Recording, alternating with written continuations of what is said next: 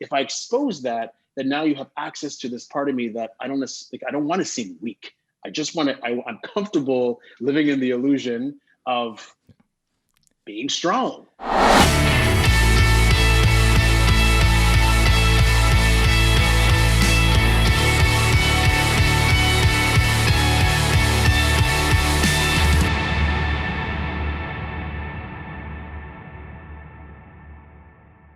Hey, Michael, welcome to Real Men Feel. Thank you so much, Andy. It's so cool to be hanging out with you in the room. Yeah, a couple friends have tried to connect us for a while, and then we finally, like, you sent me a Facebook friend request. And I'm like, we're already friends, but we haven't talked to each other ever. So No, I'm exactly. good that it's finally happening. No, I'm happy because when I saw what you were doing, I was like, oh my God, I love what Andy's doing. And I definitely have to speak to him. So just cool to be here. Cool to have a conversation about this whole concept. And yeah, thanks for having me. Cool. So much of your work, your book, and your online program has to do with fear. So I'm wondering, like, what got you interested in fear as something to focus on? Were there a lot of fears as a kid? Was there something that always interested you, or how did that unfold for you? Yeah, I think it was, you know what, it's not something that I thought I was ever going to talk about because I was afraid of talking about it. But when I started to really understand my life and started to delve a little bit deeper, self-development obviously is a really big thing for me. And when I started to look at the root problem, which, you and I have spoken about in the past, that when you start to really understand what are some of the things that stop you from advancing in life, that really intrigued me. So the title of my book, Don't Let Fear Paralyze You, I realized that in many areas of my life, I was paralyzed in many areas of my life. So it wasn't just kind of the idea of, I was afraid of getting a job, but it was literally about like the things that I really cared about. I didn't know how to take action. And so when I started to really express it or really understand what that looked like, having conversations with other people really helped me kind of like started to just generate like more conversations of, wow, I didn't understand, because most people don't know. I didn't know I was afraid of certain things. And then when you kind of connect the dots or see where it's coming from, you're like, this is a common issue for most of us. So yeah. So I just started to delve a little deeper and voila, I started to look at fear. Cool. Yeah, I find that fear drives most men. And as you said, we were afraid to speak of our fears. So like it just, the fact that we don't talk about it almost proves the point. I grew up depressed, suicidal. I made multiple attempts on my life. And it took years, but decades perhaps, before I realized how afraid of life I was. Like, I didn't think I feared death. I was afraid of living and doing new things and, the afraid of the unknown and all this sort of garbage that, I never took apart and realized for a long time. Because, as you're pointing out, most people don't talk about what they're afraid of. We don't talk about it. And I think that there's so many, again, the programming that we actually get through society, like within the subconscious mind, is that we have all these experiences stored in our minds. We don't necessarily how to deal with it unless we choose to actually go and go, what is it? Because, it's like you can advance in life. You can unconsciously advance in life in a way where you feel like, okay, I'm getting things done. I'm pretty competent in my life, but there's still this void within me that I don't even know how to address. So that's the biggest thing for me, was like, why am I not myself, people that I've spoken to, why can't I achieve the things? And so when you kind of open up the Pandora's box and you kind of really pay attention to the messages that society or the stigmas that are placed upon men who look like me, men who look like you, we all have our story. When you start to really understand how it affects who we are as people, then that's the interesting conversation, because it's, as men, it's, again, there's so much that a man should be doing or should be expressing. And that's why I love this topic, because I didn't know what that was. I didn't know. Like, I mean, again, another thing that we have in common now, like we have the performing arts. There's a bit of like we studied in the realm of arts, and my job was to feel. So I get into this, this space where people are like, this is amazing. And like, it's like you're getting paid to like show your expression on stage, but then as soon as the show is done, it's like, be a man. Completely like, a disconnect, right? So there was always this idea, and I personally didn't have a father in my life, so I was always searching, Andy, for like the ideal man. What does that look like? And when I started to give myself the permission, then I started to talk about it. Yeah. Do you find that society trains us to be afraid? I think it's about being able to, to control the chaos of, within, with people. I think that at a certain point, like if we were, if everybody was, out there being free and just kind of, with no limits and I guess with no structure, it would be chaotic. So I think that there's, fear can be utilized to really kind of to keep people in order to a certain degree.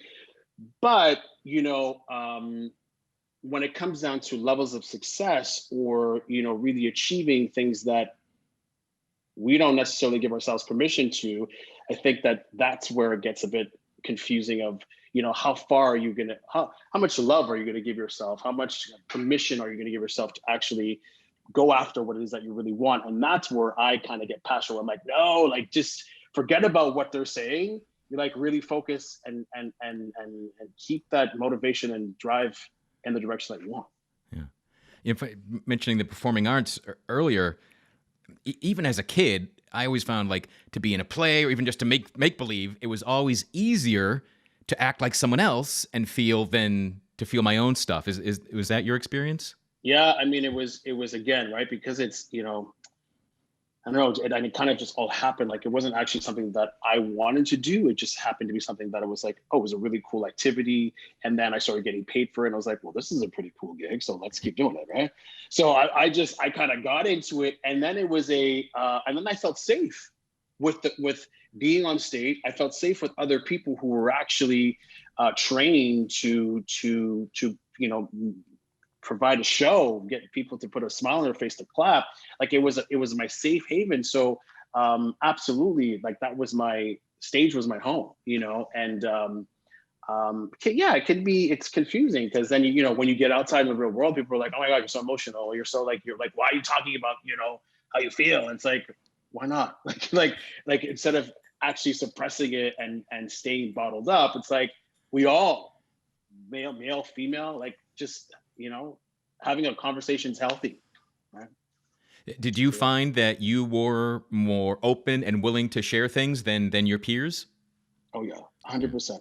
And I actually, one of the things that really kind of saved me is like I'm really big on meditation. I'm really big on chanting. It's something that I do every single day. And so when I started to understand the responsibility of having to show up as a leader who's not afraid to talk about how he feels or to express his emotions, it gave so many people like comfort.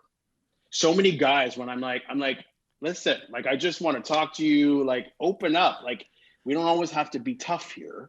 As soon as I live up to that, then it's like I'm like speaking to completely different human beings. So that is, that's the responsibility that I put on myself. But I understood the effects, so that was about, I'm big on my cause and effect. It's like, okay, I'm like, okay, what kind of causes can I make in my life to really evoke change, specifically for people who maybe just don't even know how, Hmm. right? So if I can help them figure out the how, then it's a win-win. Yeah.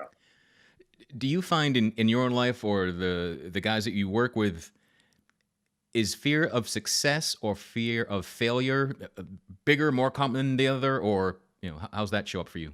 I think in many ways when I'm coaching guys, it's really it's the responsibility of being the man within the family and actually having to provide. So fear of success is huge because it's like I don't want to screw this up, and there's just like this added responsibility that most men take that they hold and they put on their shoulders. And women, they go through the same thing in other ways, but they can men. It's like automatic, like I have to, you know, answer or come up with, all of the right answers for my family. And so I can't screw this up. So even when I'm trying to get them to talk about it, there's like at least I would like in the beginning when I'm working with any guy, it's usually like at least 4 sessions in before I'm like we're getting there, and it's trust, it's just like not knowing how to talk about it. So and I get it. So, it comes from, again, this like generational pain, or it comes from society where you just, I don't even think it's most guys' fault. It's what we know, you know? Yeah. You mentioned responsibility and just fault now. And I know for me personally, I was afraid of responsibility because I thought responsibility meant blame. Mm, Like if I take responsibility for something, well, now it's really my fault, yeah. right? And they were really synonyms for me. But is consciously taking responsibility for our success or our failure for our lives? Do you find that that's actually empowering, or is it deadening? No, listen, I love the fact that I understand what the heck being conscious means about everything that I do. That idea of responsibility I think when you, first of all, it's really hard to take full responsibility for everything that's going on. But when I understood the idea of like, I am responsible for myself, my happiness, and if I can encourage anyone around me to feel the same about that and then be empowered by it, then I feel like I'm doing my job as a human being on this planet. But it's a really difficult thing to understand, because we are so accustomed to blaming other people. We're so accustomed to, it's hard, Andy. It's hard to take full responsibility, right? Like you said, it's the blame. Like you're like, I don't want to be responsible for things that screw up. So yeah, Yeah. it's And let's talk about that, because I would never tell anyone that they're 100% responsible. So when you're looking outside, it's only I am 100% responsible for me, meaning I must own my thoughts, my emotions, my actions, my results. They're all mine. I can't blame someone else. Or I always like when people say, "You made me feel this way." I'm like, I can't make you feel anything. That's up to you. Yeah, You know. and that is, I recently had an experience where I witnessed somebody who lost their temper and was like screaming up, and like literally the reaction, like it was amazing. It was actually really powerful. It's a pretty spiritual man. There was no reaction. It came his way. He didn't respond, and he was like, "Are you finished?" And he kept going. And it was just in that moment, I was like, I had to congratulate him, because we are so accustomed to reacting. We're so accustomed to kind of like, you go into this protective state or mode where you want to like, and it's you feel it, right? You want to like, you want to either prove a point, your ego takes, control. It's like, I got to be this man, I got to be strong. But to dismiss and to just go, I'm responsible, like I'm going to take full responsibility of how I feel and not respond or react to these people is pretty amazing. So yeah, I think it's quite powerful to dismiss negative emotions or things that don't serve, and keep moving in life. Yeah, and I would never say dismiss them. I find that overreaction is due to not feeling anger in the past. So we overcompensate. We really attack someone that has nothing. You're attacking them because you got hurt when you were 10 years old, but you don't realize it. That's why you're taking it on someone else today. Yeah. But does anything stand out for you in terms of maybe the biggest fear that you see in men, The biggest fear that or I the see most in men. common? I honestly, the it's fear of failure. I think it really comes back to not wanting to disappoint the people around you. That's been, you know, that's the most common, where it's always like, a lot of guys, it's interesting, if they made any mistakes, it's like, it's hard. It's hard for them to forgive themselves. And yeah, and just like, I don't want to screw this up. Like, I know that, most, guys that I've spoken to have either made promises and they're like, I just want to be able to, like, I want to keep that promise, because they're like, they're relying on me, so I always work with, how do you, let's get back to a place where you can be honest with yourself and contextualize it, so that it's just like, you're a human being that is like, like, don't be so hard on yourself. It's okay, and talk about it. Like, so I'm constantly giving them the permission, like, talk. Like, you're not going to be demonized. You're not going to be, judged or like seemed weak. people want to hear your voice. The more you speak, the easier it is for, to get the results that you want. Yeah. So what you just hit on there, that's what I find is that's the big fear behind all of our charades and masks and acting like we got it all figured out and I don't need anybody and I'm not going to speak up. That fear of being judged by other men, that fear of, losing the mythical man card, right? You didn't act like a man, so now the society of men shall decide you aren't one. Like that potential shaming, that ostracizing, that kicking us out of the group, of the circle, of the tribe of masculinity. That's what I find is really that underlying, untouched, unhealed wound that so many of us are carrying around. Yeah, I mean, it's tough, right? Because it's all perception. And so it's how does one actually present themselves in a strong yet,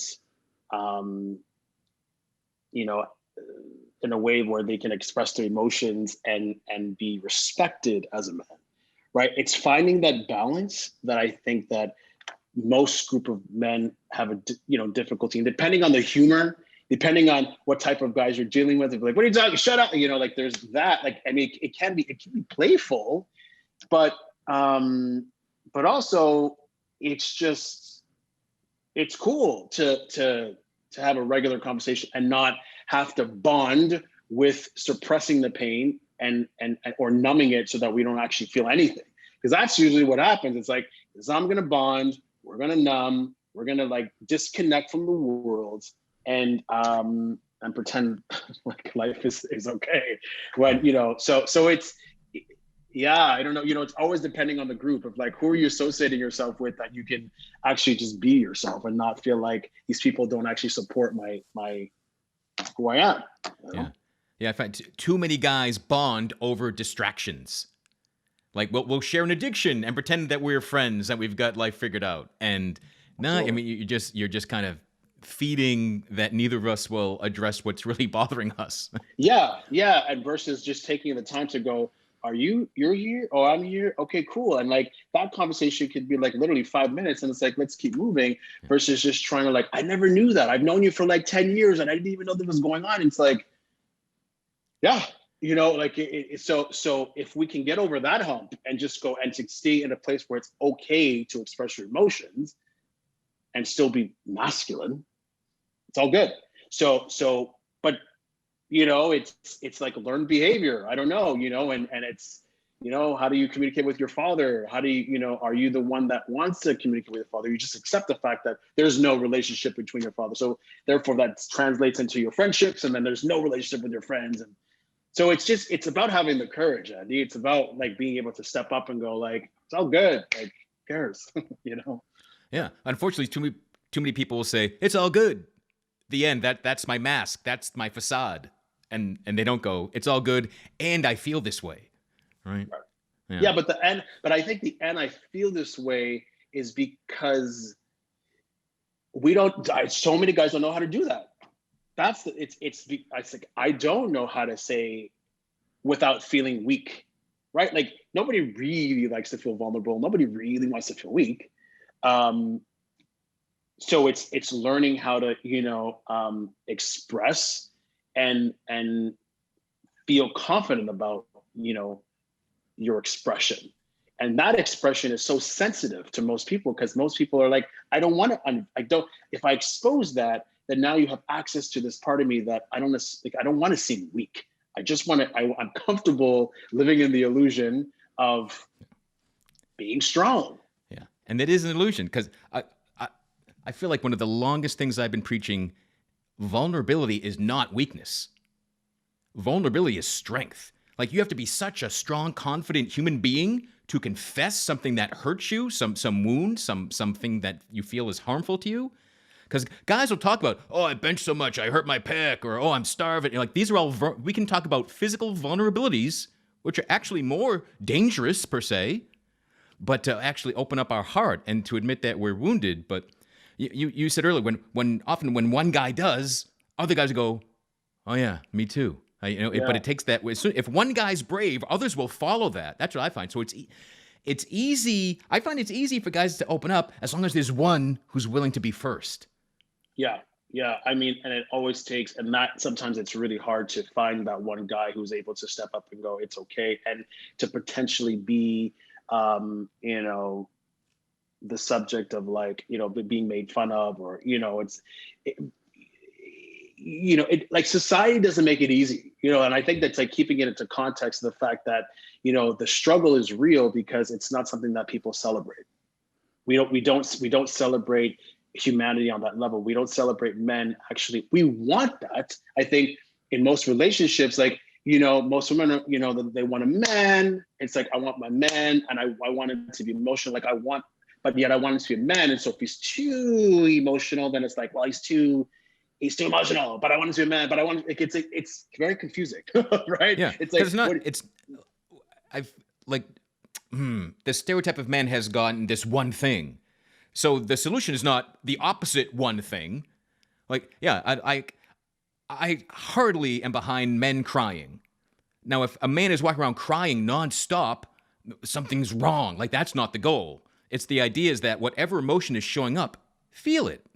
Right? There aren't some emotions that are for men and some are for women. We're all human beings. Every emotion actually serves you, but if we try to stomp on it, deny it, judge it, then the benefit to us can't be felt.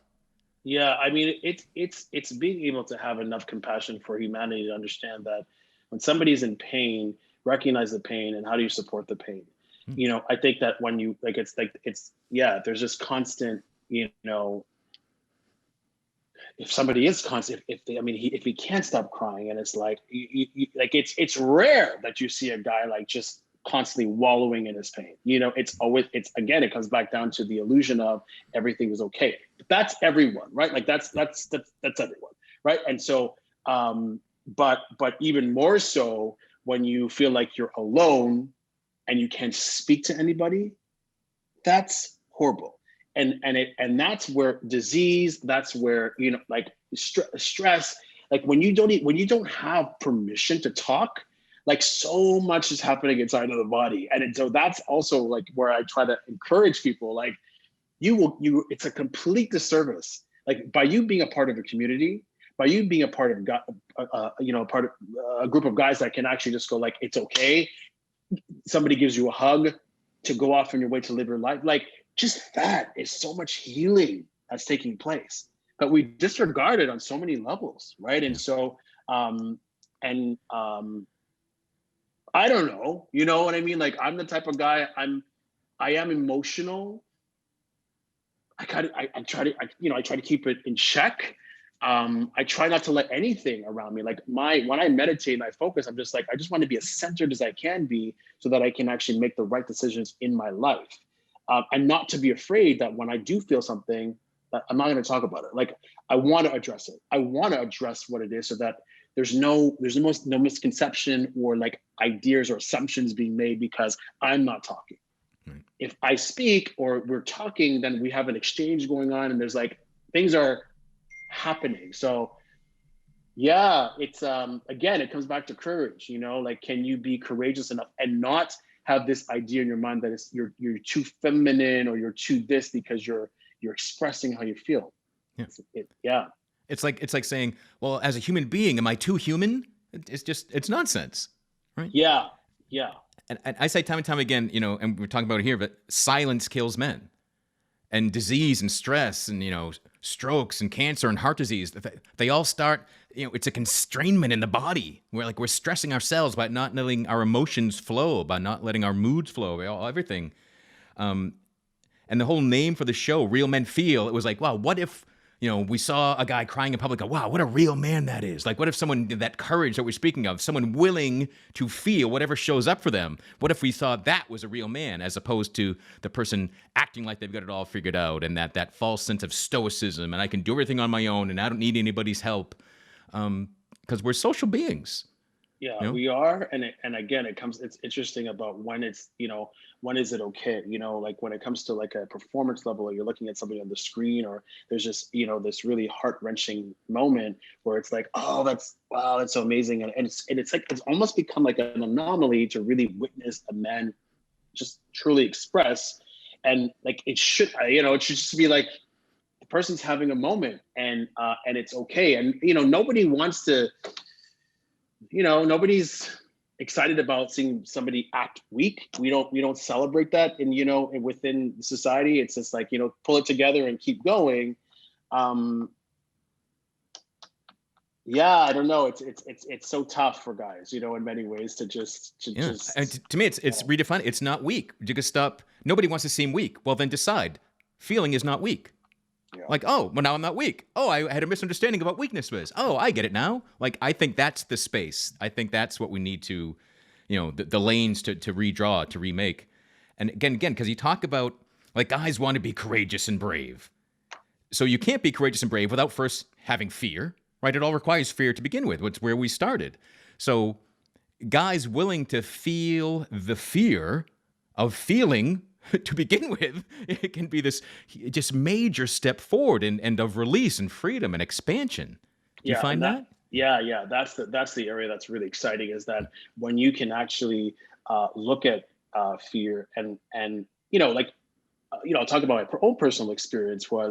There was a fear of me releasing the actual book. Like, the process, even though I understood the concept of it and I was actually doing amazing things and things were moving, it's still like, it doesn't go away. So the idea of me actually having to, like, my book is basically saying, hey, I'm vulnerable. Are you vulnerable in life? That's okay. Let's, and so I had to, stand up in that space as a leader and say, like, this is where it started for me. And so, but that's been the most liberating thing for me. I was always, prior to the book, Andy, I was doing a lot of stuff. I was traveling. I was working with some incredible people. So the people, my peers, everybody around me was like, what is Michael like? What do you mean? Like, you're afraid? What are you talking about? And so it was another conversation that I was like, yeah, here's the truth. Here's what's really going on, and this is how I've been dealing with it. So yeah. So what were some of the biggest fears that you were aware of, but other people weren't? It was I didn't, like, now I'm running my own business. And so I didn't think that I was able in many ways to really lead effectively. Didn't think that I had the chops to be successful and sustain success. It's always been, I can do it. I can start something really well, but like, to actually maintain and be consistent, I was really afraid of that. I didn't want to disappoint anybody. I didn't want anybody to look at me as a bad leader. Like, that fear of disappointment was a big thing for myself. And I had to prove it to myself on numerous occasions. I had to, like, actually have self-dialogue, self-reflection of, what do you really want? And are you willing to put in the work to really, be what you think you are, and I struggled, Andy, because there was so much, again, men who look like me, and the negative connotations of what that looks like. And where I grew up, there's a lot of, like, stories that I had in my head that made me think that I couldn't do the things that I wanted to do. So it's a struggle. It's a real struggle, and like, having to overcome it and having to really understand what it takes to do self-development and work on yourself to be who you want. Takes practice. Have you overcome all those fears to becoming who you want, or is it kind of a layer process? I think it's every single day. The fear never goes away. It's something that is, because I'm a high achiever, and so there's always something new, and there's always going to be the next thing that's going to challenge me. So I constantly, I'm going after the next best thing that I think is going to best serve what I want to do. And so, yeah, it kind of freaks me out, but now it's healthy. There's like, I know I'm actually heading in the right direction. And so, that's also it's a good indication too. Like, when again, like, from a performing standpoint, it's like when the curtain opens up and there's the pitter patter of the heart, it's because I care. I just want to do a good job. So when you can understand the levels of fear or what's coming up, then it's like, okay, no, I'm moving in the right direction here. and I'm moving. That's the key. That's the key. It's I'm still moving and I'm not stopping and actually angry with the fact that I'm like, why can't I do like, because that's where the things get built up when we're like, I'm afraid and I'm not doing anything about it. And I'm watching these other people do the things that I want to do. It's frustrating. Yeah. Right. So yeah, it's like it's constant, human revolutions. I'm so like keep winding, keep growing, keep moving, it's a process. Yeah. You always said that, well, I shouldn't say always. For a long time, I just was afraid and did nothing. But as I've evolved, I say that action cures fear. Absolutely. And now I see, yeah, I used to think fear was a stop sign. Now I see it as a go sign. Like, oh, I'm afraid to do that. Oh, that means that's what I need to do next.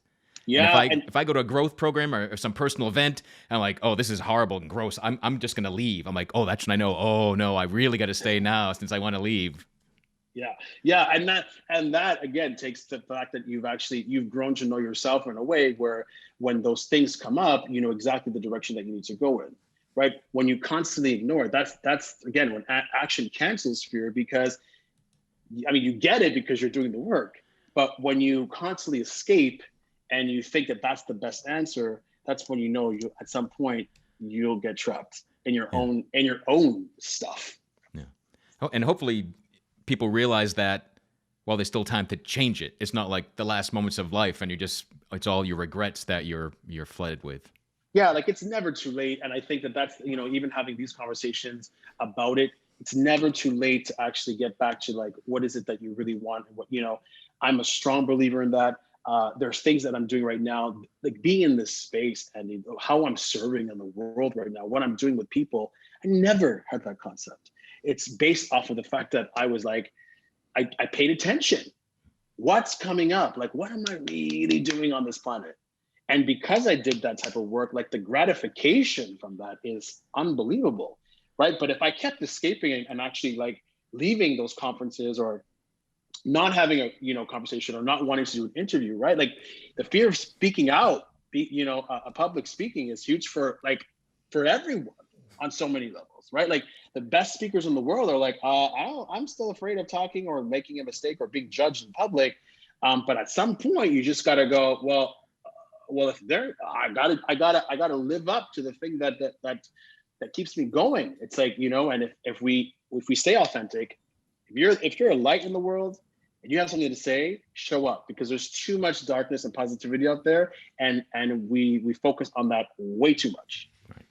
Yeah, that's what we need, more men willing to open their heart, willing to feel, willing to express all themselves. And talking about fear. Like I dropped out of college to avoid a mandatory public speaking class. That's how afraid of anyone looking at me I was for a long time. Tell me about your no fear program. Yeah, so basically what that is, it's it's 10 modules of really starting from mindset and going through all the different levels of unblocking yourself.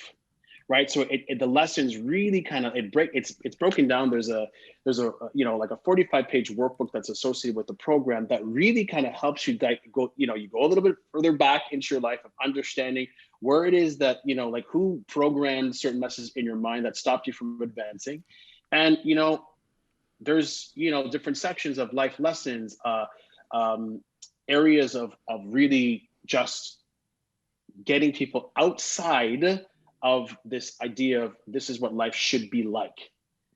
The program challenges people to be courageous, to really and to look at themselves. So the program is that it's like a self study program. But even the book is always, it's a conversation that I'm having with people, right? I'm always challenging people to think.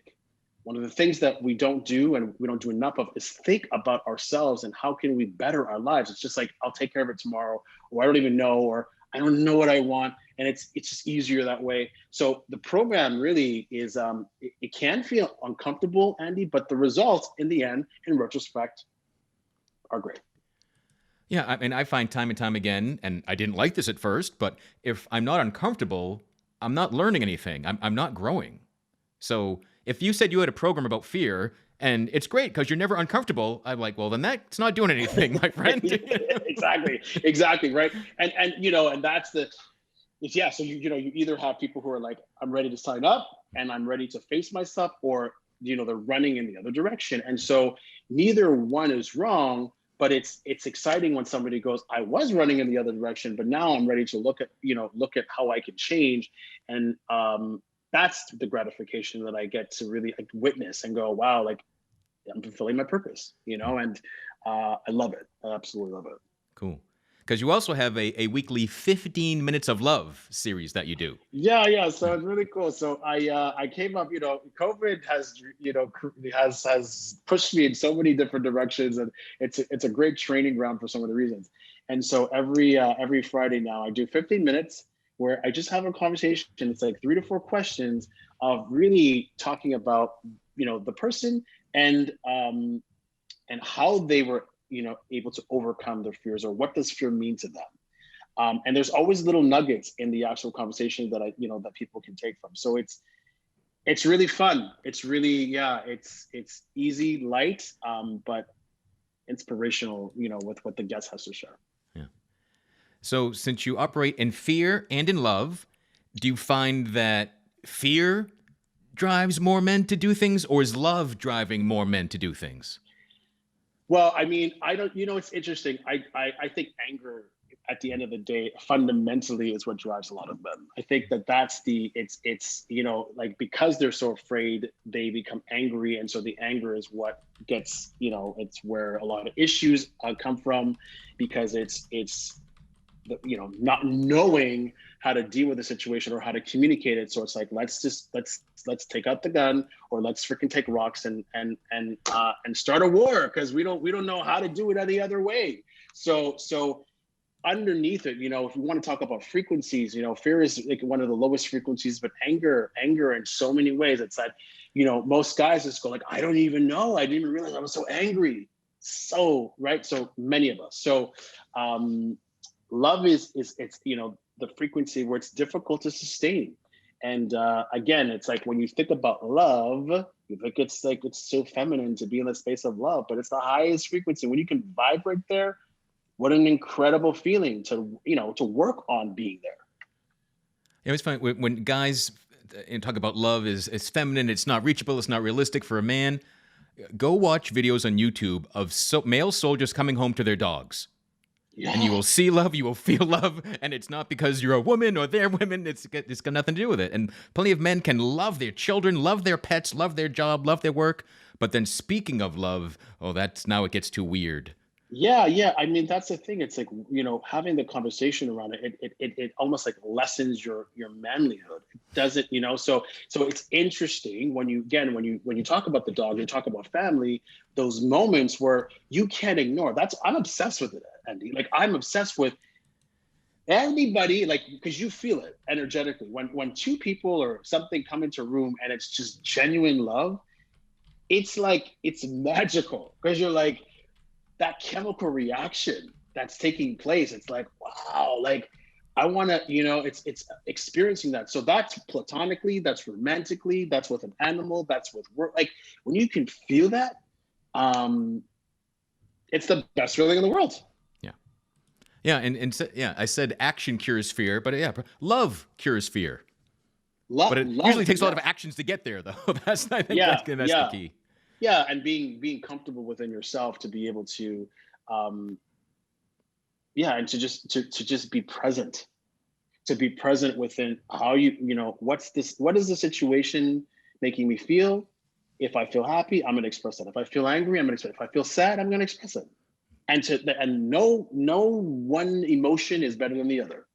So, but that takes that takes a certain type of individual, man or woman, to just be real and authentic.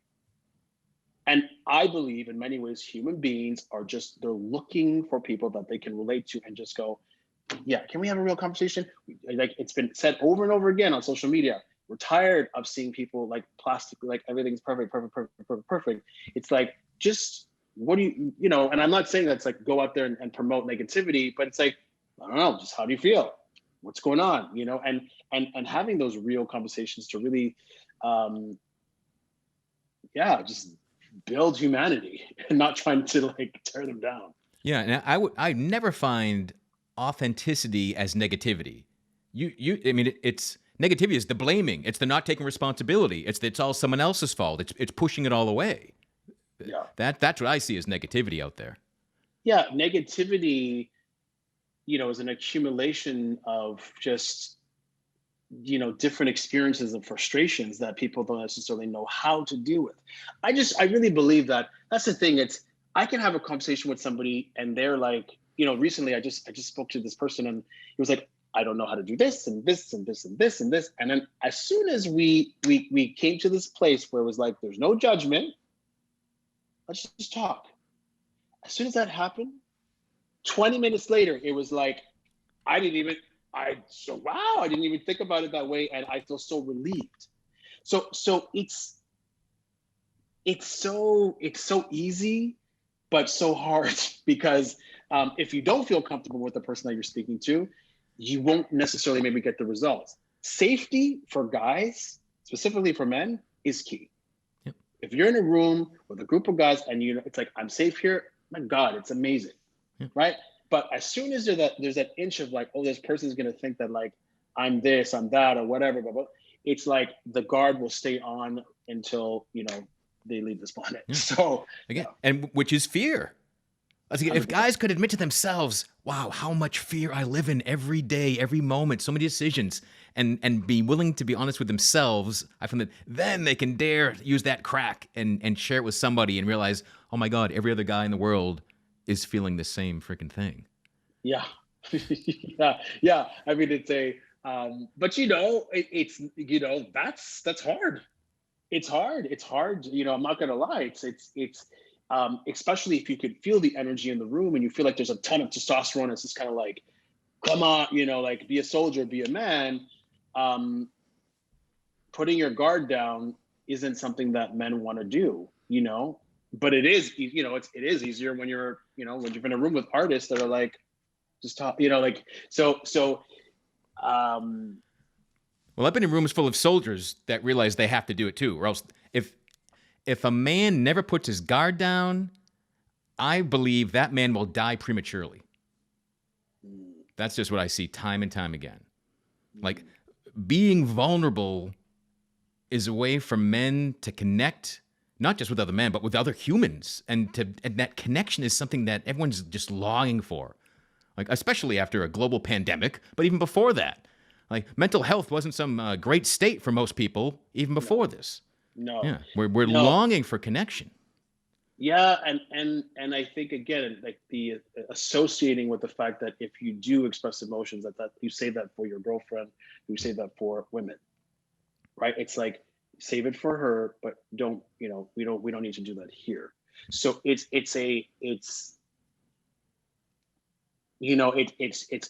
all about this. I come back to programming, and who is willing to accept you and who's willing to just listen and be real about life. If we can just look at it from that perspective of just like, let's just be real, keep it real, and let's talk. I think it would be easier versus kind of like, oh, what are you doing? Like, what do you have to do? Like, save that. You're gonna shut up, have a beer, and just be a man. It's time and time again, and I like, again, I come back down to this when you and I spoke in the past about that guy, the group that kind of interviewed you and just said, like, what are you trying to do with real male feel? It's like making them more feminine. It's like it's promote it. People that's what they want. It's just like, stay in the box, shut your mouth, and be a man. And it takes courageous men to go, no, I am going to be human, and I am going to talk, and I am going to be real. Yep. Yeah, I mean, it's even the phrase you're using, be a man, get in that box and do what you're told. Well, How is that? You're like, oh, doing what I'm told. Be a good little boy. Like, that's what society is saying. That's what stay in your lane, do what you're told, act the way you're supposed to act. That's and we have this mythology of being a man means no box can contain me and no one's telling me what to do. Yet so many guys, okay, tell me what to do. I'll do it. I don't want to stand out. I don't be different.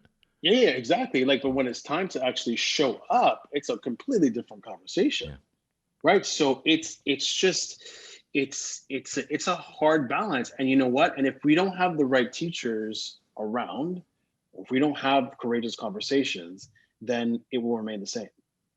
And I honestly, I think that for myself, even in my own life, yeah, 100%. I sucked at communication. Sucked. Like I was like, it was like I had to actually like go out there and go like I wanted to be better. So and honestly, I just didn't have anybody. I didn't know who to model it after, right? So my cousins were a certain way, family, like it was just like this is what you got to do. So we all can relate to a certain degree. It just takes, it takes a lot of like I'll use courage again, but the courage to just go, hey, like this is it. Yeah. I agree with so much of that. And yeah, ideally, Real Men Feel is having courageous conversations that most men aren't having. You don't have to agree with anything that I'm saying. It's to inspire you to have a conversation yourself, right? Yeah. Ideally, not really with yourself, but with a trusted guy, and discover that you have fears, that you have shame, that you have things that you can open up about, and realize you aren't alone. Because I think that's so much of what keeps guys stuck, thinking they're alone. Yeah, I mean, and I think to support what you're saying is that we need to start with ourselves. Like we need to be able to empower our own self to go out there and be strong leaders that are well-rounded, right? It's about being well-rounded. It's about having access to a range of emotions, a range of ideas, and not just having to stick to this one thought and remaining like this is the only way that a man should be, right? So it's just yeah, as I pause here, as I'm thinking about a couple of guys where I know it's so tough for them to let themselves go. And like, it's just that I'm seeing a couple of guys that are like, nah, like, and I don't know, it's just because it's challenging doesn't mean you shouldn't do it. Yeah. I mean, it's your damn name, man. People should be up for the challenge. Right? No, exactly. I know. Trust me, it's been really useful for the let's go challenger. But I mean, I've been using it the best that I can, because I'm like, yeah, let's figure this out. Like, I don't want to be, I don't want to fit in any box. I'm not interested. Right. Yeah. Ideally, that's how everyone gets to. That's ideal. But cool, man. I really appreciate your time, everything you're up to. Again, helping more guys to feel, to get out of fear, to be what they want, that sense of more. That's always worth pursuing. So Michael, what's the best way that people can find out more about you and your programs and the book? Yeah. So if anybody wants to learn more, they can go to, listen, here's the deal. If you guys are interested in just even thinking about what is it that you really want to achieve, you can go to, www.michaelchallenger.com. And there's a thing, Andy, that I call, it's a mini success workbook. It's about 3-4 pages that challenges people to get outside of the fear and really go after what they want. So they can download that PDF there. And that's the best way. And also on Instagram, you can go to michael.challenger. You can check out the 50 Minutes of Love and just, kind of see some of the things that I talk about, because it's all about pushing people to be their best self. So, yeah. Awesome. So thanks for pushing. Thanks for being you. Thanks for shining your light. Thank you so much. Michael, always a joy to connect with you. And thanks to you all for listening, for tuning in today. Wherever you are listening, watching, experiencing Real Men Feel, please subscribe, share this with someone, post a review, a comment. You can reach out to us at realmenfeel@gmail.com. We would love to hear from you. And you can directly support the show. There's a link in the bottom of the show notes allowing you to give as little as 99 cents a month to help sustain the show and help more people discover that real men feel. Until next time, Be good to yourselves.